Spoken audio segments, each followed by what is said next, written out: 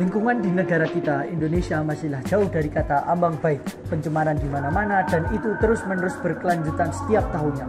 Salah satu penyumbang terbesarnya juga ada di dunia teknik sipil, yaitu bahan bangunan. Banyak bahan bangunan yang masih tidak ramah lingkungan. Saya ambil satu contoh bahan bangunan yang sering digunakan dan itu tidak ramah lingkungan, yaitu bata konvensional. Kenapa saya bilang bata konvensional tidak ramah lingkungan? Karena yang pertama, dari proses pembuatannya, pencemaran udara, pembakaran batu bata juga menghasilkan polutan udara seperti debu, asap, nitrogen, dan lain-lain. Setelah itu, ketika proses pembakaran, batu bata tradisional menggunakan bahan bakar fosil seperti batu bara atau kayu bakar yang menghasilkan emisi gas rumah kaca. Setelah itu, bahan baku dari bata konvensional itu sendiri. Yang pertama, ada masalah penambangan tanah liat untuk bahan baku. Penambangan tanah liat untuk pembuatan batu bata tidak menyebabkan kerusakan, dapat menyebabkan kerusakan habitat alami, erosi tanah, dan pencemaran air. Setelah itu ada penebangan hutan. Penggunaan kayu bakar sebagai bahan bakar untuk pembakaran batu bata menyebabkan deforestasi, hilangnya keanekaragaman hayati, dan emisi gas rumah kaca seperti yang saya sebutkan di awal tadi. Nah, setelah dijelaskan tadi, dampak dari salah satu bahan bangunan, oleh karena itu kita harus memikirkan atau membuat terobosan baru agar kita tidak terus-menerus merusak lingkungan di sekitar kita.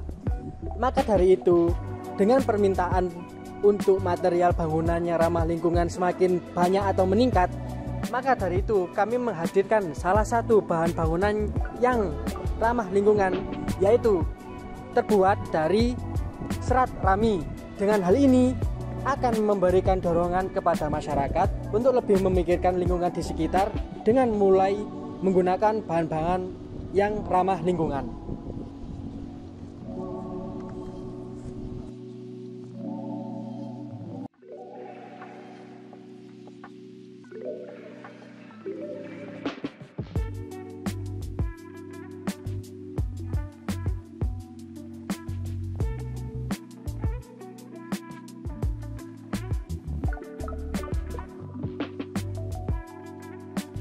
Selanjutnya yaitu analisis SWOT dari produk kami.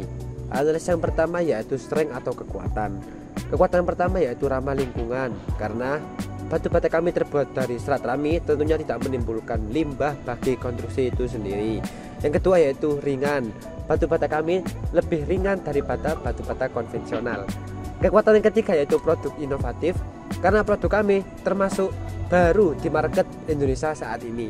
Yang keempat yaitu pemahaman tentang produk batu bata secara lengkap. Kami setim berusaha memahami dan belajar secara komprehensif untuk menciptakan batu bata rami secara baik dan benar sesuai standar nasional. Analisis selanjutnya yaitu tentang weakness atau kelemahan. Yang pertama yaitu biaya produksi yang lebih mahal, karena rami sendiri cukup mahal di Indonesia terutama saat ini. Yang kedua yaitu ketersediaan bahan baku, karena budidaya tanaman rami sendiri cukup sulit ditemukan di Indonesia. Selanjutnya, opportunities atau peluang. Pertama, persaingan yang belum terlalu banyak karena produk kami termasuk produk baru yang ada di Indonesia. Kedua, potensi pasar yang sangat besar karena produk kami termasuk produk inovatif dan baru di Indonesia. Ketiga, perkembangan teknologi produk batu bata rami yang lebih efisien dan ramah lingkungan. Selanjutnya, threat atau ancaman. Pertama, kebijakan pemerintah yang mungkin berubah-ubah dan bisa merugikan produksi batu bata rami. Kedua, persaingan yang lama-kelamaan akan muncul seiring perjalannya waktu karena mulai terkenalnya produk batu bata rami. Selanjutnya adalah proses pembuatan batu bata rami. Pertama-tama, siapkan campuran prosedimen. Jadi, kita menggunakan 65% semen alami, 25% hidrolikan, dan 10% metafor. Ini adalah campuran kering yang sudah dicampur sebelumnya dan kita akan masukkan ke dalam drum mixer untuk mencampurnya dengan air. Yang penting, ketika kita mencampur dalam drum mixer, ketika kita menambahkan bahan ke dalam drum mixer, posisinya vertikal, dan ketika mencampurnya dalam posisi horizontal. Setelah sekitar 1 menit pencampuran, kita bisa memasukkan tangan kita ke dalam dan kita lihat apakah tidak ada sisa semen di bagian belakang. Kemudian tambahkan rami yang telah dikeringkan. Mesin harus berjalan dalam posisi vertikal. Ada baiknya memperkirakan takarannya. Selanjutnya, biarkan tercampur rata. Setelah menambahkan bagian kedua, kita bisa sedikit mencampurnya dengan tangan dengan mengambil bahan basah dari bagian belakang drum mixer ke depan. Sebenarnya, drum mixer tidak dibuat untuk mencampur rami, jadi kita bisa membantunya mencampur dengan tangan. Sekarang, kita akan mengaduknya sedikit dengan tangan agar mendapatkan campuran yang sangat rata, sehingga menjadi campuran yang kita inginkan dengan adonan yang warnanya rata dan teksturnya rata. Dan kita bisa melakukan sedikit tes dengan membentuk bola adonan dengan tangan kita dan kita masukkan jari kita ke dalam. Jika pecah menjadi 2 atau 4 bagian, biasanya adonan bagus. Jika hanya dikompres maka terlalu basah, dan jika hancur seluruhnya berarti terlalu kering. Jadi ini adalah cetakan untuk membuat batu bata rami. Sebelumnya, beri pasir untuk lapisan paling bawah agar campuran tadi tidak menempel pada mal atau cetakan. Kemudian, masukkan campuran ke dalam mal atau cetakan dengan sedikit ditekan. Setelah terisi penuh, ratakan bagian atas. Kemudian lepaskan cetakan atau mal secara perlahan dan pastikan setiap sisinya tidak menempel. Kemudian geser hasil cetakan pada papan secara perlahan dan keringkan hasil cetakan hingga kering. Berikut adalah cara dalam pemasangan batu bata rami.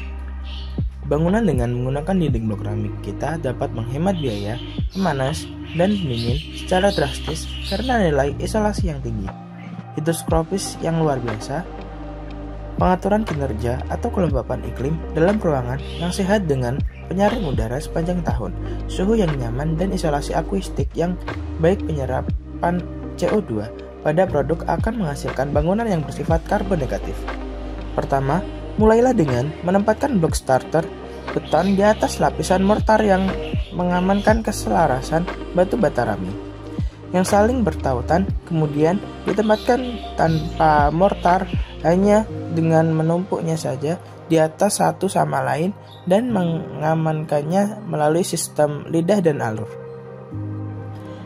Sistem ini mudah digunakan dan cepat. Untuk menghapus sampel ini menciptakan sistem dinding kedap suara dan udara yang kokoh yang akan semakin diperkuat di masa depan.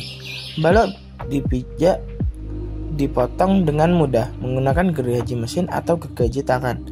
Baja tulangan untuk kolom penahan beban ditempatkan pada interval tertentu. Dipandu oleh spesifikasi insinyur, balok-balok kecil sudah dibentuk untuk membuat balok penguat di atas bukaan jendela dan pintu serta untuk cincin atau menabrak. Di sini kami mengamankan atap lantai pertama. Kami menyediakan campuran kapur prawarna siap pakai kualitas pertama yang membentuk permukaan dinding yang kokoh, alami, dan tahan lama. Di bagian dalam dinding blok rami dibuat dinding luar dipasang dengan penguat jaring tambahan atau drywall. Oke, kesimpulan dari video kami adalah batu bata rami adalah bisnis yang sangat inovatif dan berkelanjutan dengan peluang untuk sukses yang sangat-sangat besar, karena yang kita ketahui belum ada satu produsen pun batu bata rami di Indonesia. Dengan itu kita bisa dibilang sebagai pencetus ide bisnis batu bata rami.